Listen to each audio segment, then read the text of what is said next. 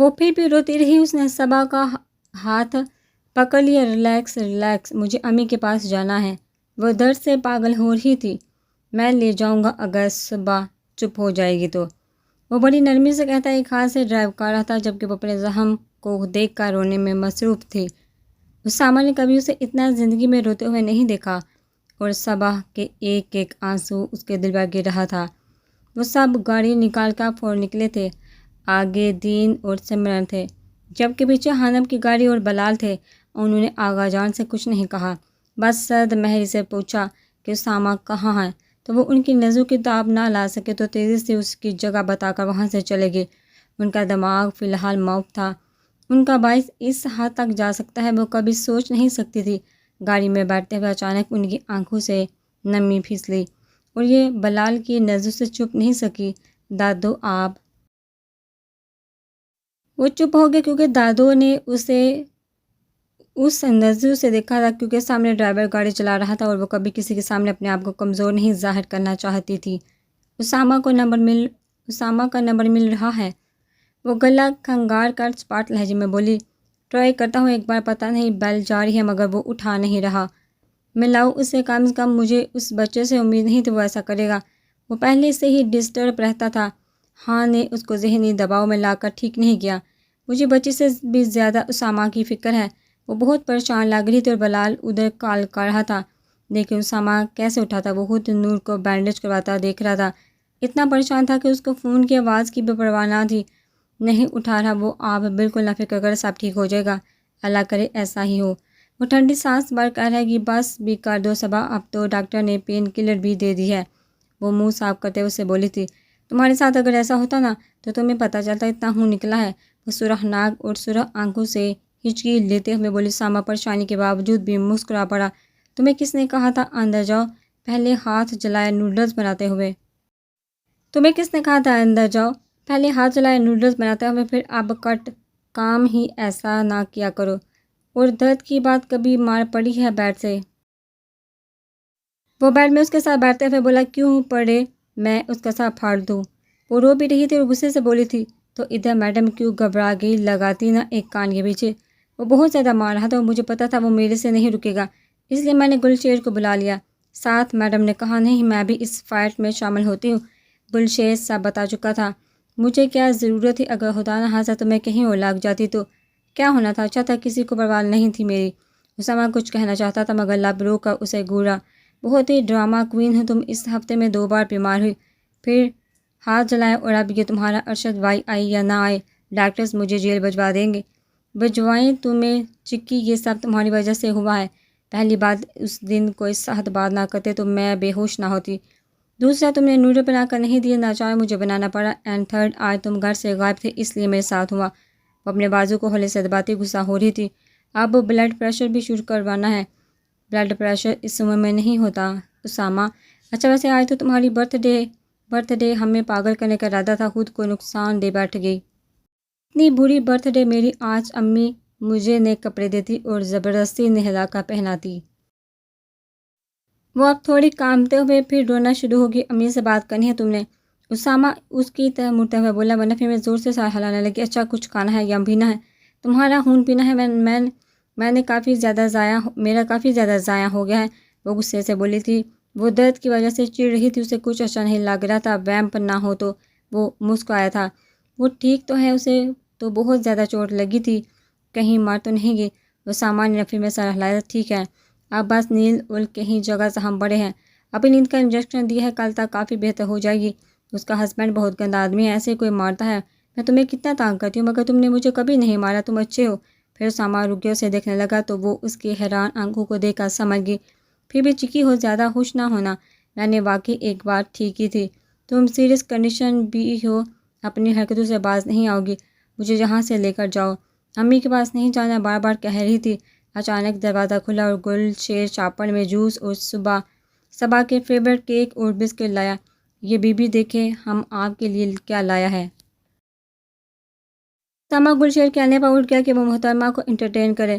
Doha کی دھوپ اپنے عروج پر تھی اور عجیب سی لو دیتی ہوئی پھیلی ہوئی تھی۔ ایک 25 سالہ لڑکی جس نے سفید شلوار قمیض پہنی ہوئی تھی، اس کے ہاتھ میں 5 ماہ کی بچی تھی جس نے خود سفید فراق اور سفید ٹوپی پہنی ہوئی تھی اور وہ بہت ہی بڑے جسم کی سرخ سفید رنگت کی بچی جس کی امیر آنکھیں اپنے باپا پڑ گئی تھی. پیچھے ایک لڑکی جو 8 سال کی تھی، اس نے 2 بیگ پکڑے ہوئے تھے، اس کے ساتھ سیڑھی سے نیچے اتر رہی تھی. وہ چلتے ہوئے ٹرک کے تھوڑے سے قریب سیٹ پر بیٹھا. پورا ٹرک خالی تھا سوائے کچھ لوگوں کے. پھر اس لڑکی نے اپنی بیبی کو جھک کر چوما اور دوسرے بازو سے میں منتقل کر کے اپنی پونی کیے بالوں کو پیچھے جھٹکا اور پھر اس لڑکی کو کچھ کہا. وہ اب سیٹس پر بیگ رکھ رہی تھی. اچانک اس کی بیبی رونے لگی. شاید اسے گرمی بہت زیادہ لگ رہی تھی. میرا بیبی ابھی دیکھنا، بابا آئیں گے، سفائر کے بابا آئیں گے، صفو کے بابا آئیں گے. جبکہ سفائر منہ کھولے رو رہی تھی. جیسمین جانو سفائر کی جوس کی بوتل لینا. جی آپی.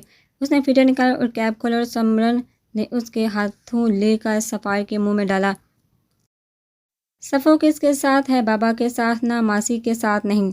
اس کے منہ میں ڈالتے ہوئے اس کی ناک کو چھوتے ہوئے بولی. پھر اچانک 2 سپورٹس کار چلتے ہوئے سامنے اسٹارٹ ایریا میں آئی. ایک کالے رنگ کی تھی جبکہ دوسری سفید رنگ کی. سفید رنگ کی شیشہ نیچے ہوا تو ہیلمٹ پہنی 2 شرارتی آنکھیں دوسری طرف بڑھی، جبکہ دوسری طرف بھی شیشہ نیچے ہوا. وہ مذاق اڑانے والی آنکھیں جس میں دگنی شرارت تھی اسے ہی دیکھ رہی تھی. الدین بھائی، قسم سے ہار جانا ہے آپ نے. ابھی بھی سوچ لیں، سامنے آپ کی بیوی بیٹھی ہے، بے عزتی نہ ہو جائے. وی ول سی مس صبا. صلاح الدین کہتے ہوئے گاڑی کے شیشے اوپر کر چکا تھا. اور پھر صبا میڈم بھی اپنے ریس کے لیے تیار تھی. اور پھر پورے 5 لیپ کے بعد جیت بالہر صلاح الدین کی ہوئی. صبا کا غصہ 7ویں آسمان پر پہنچ چکا تھا. وہ باہر نکلا گاڑی سے. وہ ہنسنے لگا. چلتے ہوئے صبا کی گاڑی کی طرف آیا اور دروازہ کھل چکی تھی. ہیلمٹ اتارا تو اس کے چہرے کے گرد مٹی تھی، مگر اسے پرواہ نہیں تو وہ ہنسے جا رہا تھا. ہائے میری بہن بولا بھی تھا، جتنی پریکٹس کر لو صلاح الدین علی خان کو ہرا نہیں پاؤ گے. اس کے چہرے کو تھپتھپانے لگا تو وہ تیزی سے بولی، الدین بھائی آپ نے چیٹنگ کی ہے، میں آپ سے بات نہیں کروں گی، پھر سے ریس ہوگی. کیوں میری موشم اور صفوں کے سامنے بے عزتی کروانا چاہتی ہے؟ وہ اس کے بال بےکارنے لگا. آپ ہی کو بتاؤں گی، آپ کے میاں 1 نمبر کے چیٹر ہیں. میرا بچہ ابھی چھوٹی سی ہو، کتنا اچھا چلا لیتی ہو. موشا بھی اتنی اچھی گاڑی نہیں چلا سکتی ہو، تم ریس بھی لگا لیتی ہو. کتنی اسمارٹ اور انٹیلیجنٹ ہو. آپ بہت برے ہیں الدین بھائی، وہ گڑ کر بولی. موشم کے سامنے کہنا. وہ چلنے لگے. سمرن کے چہرے پر شرارت بڑی مسکراہٹ تھی. کہا بھی تھا مت کوئی پریکٹس، ابھی پڑھائی پہ فوکس کرو. تو وہ کون سی پڑھائی؟ ابھی ایگزام ختم ہوئے، 1 ہفتہ نہیں ہوئے، چھٹیاں ہوئے اور آپ کہتی ہیں پڑھو. کیا پڑھوں مس لیکچرار میڈم؟ وہ بہت غصے میں تھی. پھر جیسمین کے باسکٹ سے گیلا تولیہ اٹھانے لگی. بابا جیت گئے. صفوں کے بابا. ارے نہیں، میرا مطلب ہے ماسی جیتی ہیں. صلاح الدین سفائر کو اٹھانے لگا تو اس کو پیار کرتے ہوئے بولا، جو بابا کی گود میں آ کر خاموش ہو گئی تھی. ایک دم نور صبا کے تیز نظروں میں دیکھتے ہوئے بولا، یہ لو تمہاری فیورٹ سموتھی لائی ہوں. سمر نے باسکٹ سے سموتھی نکالتے ہوئے پکڑایا. وہ منہ بنا کر بیٹھتے ہوئے پینے لگی. تو بھی میڈم بس، یا کہیں اور بھی جانا ہے؟ بس جیتے آپ ہیں تو آپ کو ٹریٹ دینی ہوگی، اس لیے اسکائی ڈائیو. دماغ تو نہیں خراب تمہارا؟ سمر غصے سے بولی. مجھے کرنا ہے، آپ کو تو نہیں کہہ رہی. دین خبردار، آپ نے اس کی کوئی بات مانی. تم کچھ اور کر سکتی ہو مگر مرتے دم تک یہ خواہش پوری نہیں ہوگی. بھائی اب موشم نے روک دی ہے تو سب بچے کچھ اور سوچو. آپ نہ ساری زندگی آپ ہی کے غلام بنے رہیے گا. اس نے دین کو دیکھتے ہوئے کہا اور سب سپ لینے لگی. ہم تو بنے ہی غلام بننے کے لیے ہیں نا صفو. وہ سوار کے گال چومتے ہوئے بولا. گھر چلتے ہیں، ابھی تمہاری بہت چھٹیاں ہیں، آج اتنا کافی ہے. ویسے آپ ہی جیسے جیسے آپ کی عمر بڑھتی جا رہی ہے بس ویسے آپ میں بزرگوں والی روح آ گئی ہے. آپ سے تو زیادہ کول مادر جان ہے. تم لوگ تب تک بیٹھو، میں شاور لے کر آتا ہوں. نہیں اتنی گرمی میں پاگل نہیں ہیں آپ، ہمیں اچھے سے. میں تمہیں اچھی طرح جانتی ہوں نور صبا، اس لیے ہم ریزورٹ نہیں کسی بیچ میں جائیں گے. بس ڈن ہو گیا. تمہاری خواہش مانی ہے نا. اور ویسے بھی جب سے صفائی پیدا ہوئی ہے دین، آپ ایک بار بھی مجھے سمندر کے کنارے لے کر نہیں گئے. اور بھی بہت سی جگہ الدین بھائی آپ کو لے کر گئے ہیں، اور وہ کیوں بھول جاتی ہیں؟ وہ اب مکمل کر کے اس کی طرف متوجہ ہوئی جو فون پہ مصروف تھے. اوئے کیا کر رہی ہو؟ خبردار اگر تم نے اپ ڈیٹ کیا پھر دیکھنا یہ تمہارا آئی فون گئی فون ہو جائے گا. جیسمین نے اسے دیکھا. نہیں آپ ہی ایسا نہ کرنا. میں ایسا ہی کروں گی اگر میری ناکامی کہیں بھی پھیلی. تم کیوں اس بیچاری کو تنگ کرتی ہو؟ سمرن اب صفائی کو لے چکی تھی، جو بار بار سمرن کا گلے میں دوپٹہ چھیڑ رہی تھی اور اپنا منہ کھول کر سمرن کا دوپٹہ منہ میں ڈال رہی تھی۔ یہ بیچاری، یہ آفت کی حالہ ہے۔ پلیز صبا، اپنا ٹائٹل کسی کو تو نہ دو، آپ بہت ہارش ہیں آپی۔ میرا دل کر رہا ہے پولیس میں چلی جاؤں، پھر دیکھنا کیا کرتی ہوں آپ کا۔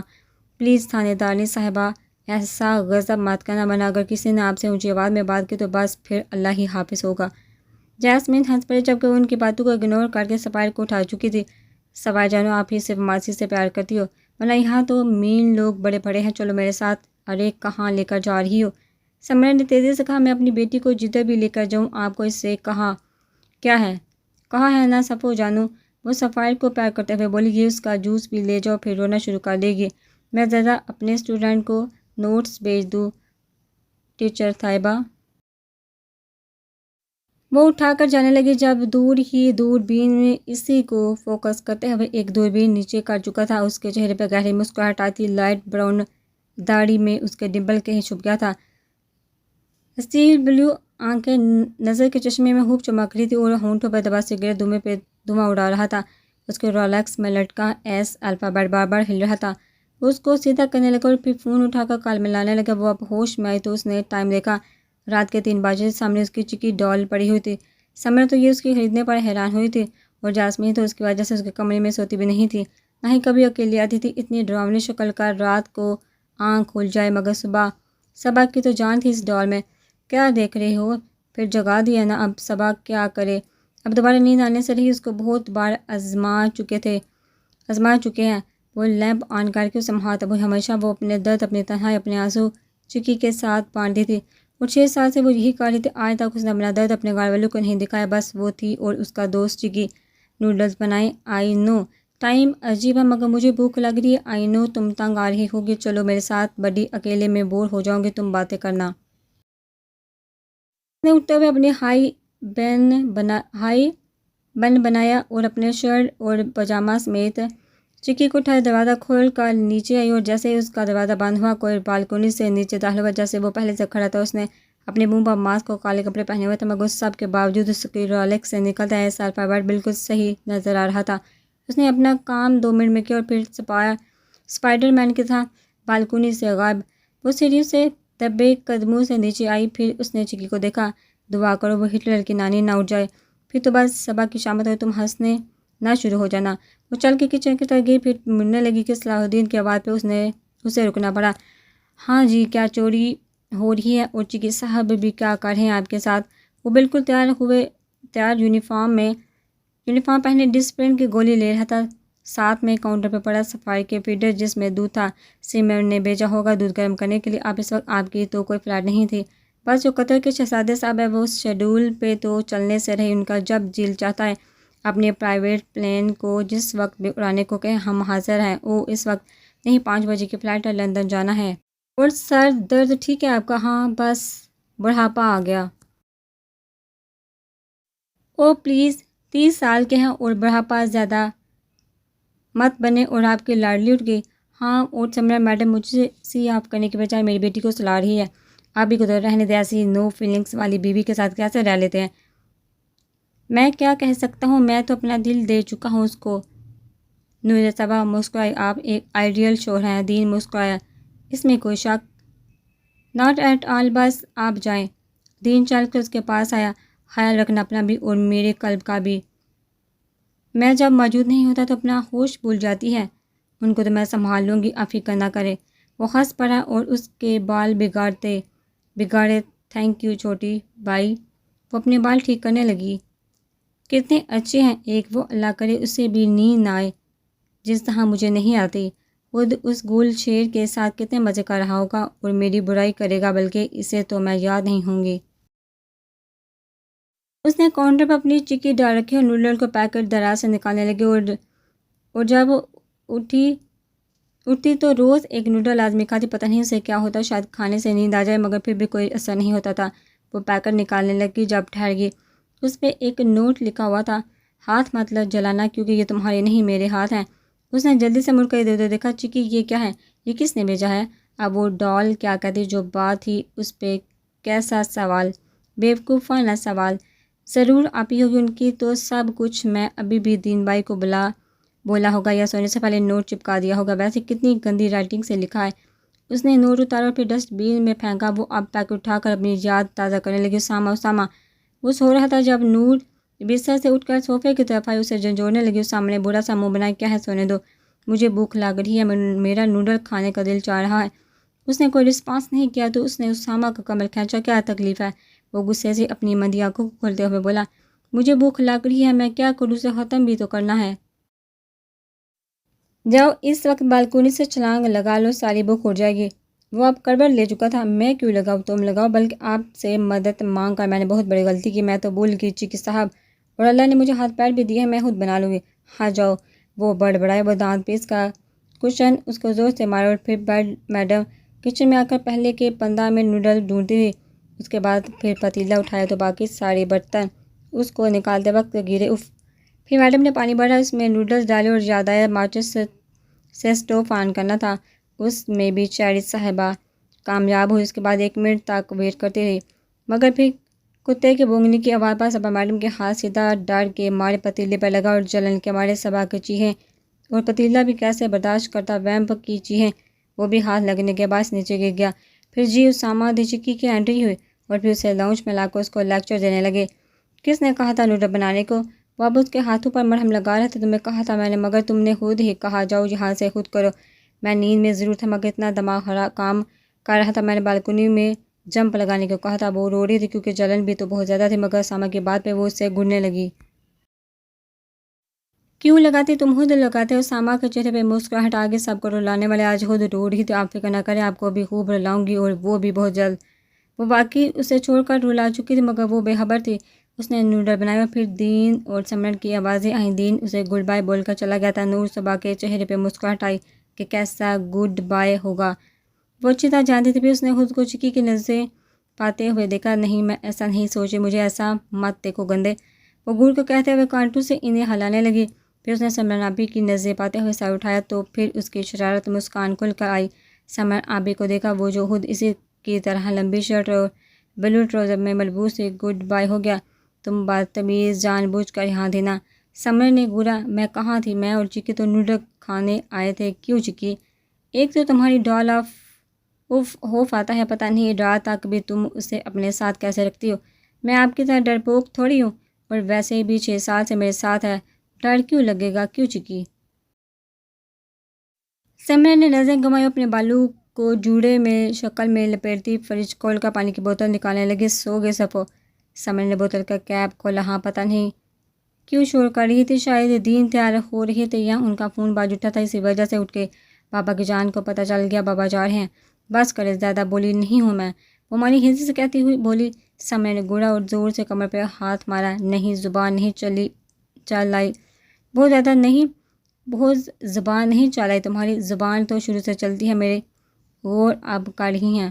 اوف صبا یار، گردن درد ہو رہی آج میری، دل کر ہے صبح یونٹ سے چھٹی لے لو۔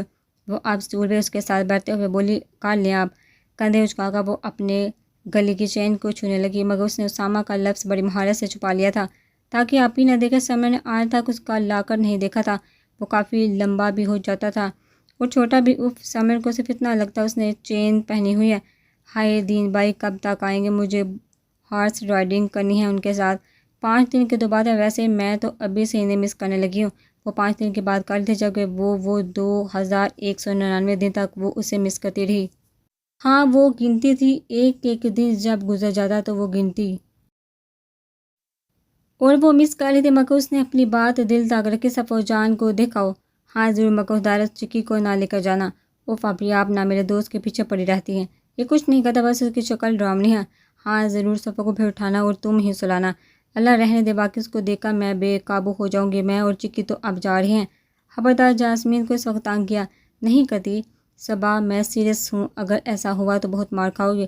اچھا، صلاح الدین کو جہاں قطر کے شہزادے نے ایز اے پرائیویٹ پائلٹ کی آفر دے دی، جو اس نے سمرن کے مشورے کے بعد آفر قبول کر لی، کیونکہ سمرن جلد صبا کو اس ماحول سے نکالنا چاہتی تھی، کیونکہ رات کو ہمیشہ صبا جا کر روتی رہتی سارا دن۔ بس اس کا دوست چلا گیا بلاہر۔ وہ خانم کے کہنے پر اسے اپنے ساتھ لے گئے۔ دوسری طرف حنم نے آغا جان کو بس اپنے کمرے تک رہنے کی سزا دے دی، جس کے علاوہ وہ کہیں باہر نہیں جائیں گے، ورنہ اس کر کے جا سکتے ان کو کوئی نہیں روکے گا، مگر ان کے حکم کا اب کوئی پابند نہیں۔ انہوں نے کینیڈا میں اپنا سارا بزنس وائنڈ اپ کر کے جہاں شفٹ ہو گئے۔ بلال کو بھی کیا اعتراض ہونا تھا، وہ اور اس کے بہن سمیت یہاں حویلی آ گئے۔ آغا جان کو یہ سب واقعی لمحے میں توڑ گیا۔ ان کی بہن کے ساتھ ساتھ ان کے بچوں نے بھی ان سے منہ موڑ لیا تھا، اور وہ یہ صدمہ برداشت نہ کر سکے اور اپنی بہن سے معافی مانگ کر اس دنیا سے چل بسے۔ حنم کو دکھ تھا، مگر وہ بھی کیا کرتی، بات اب انصاف کی آ گئی تھی۔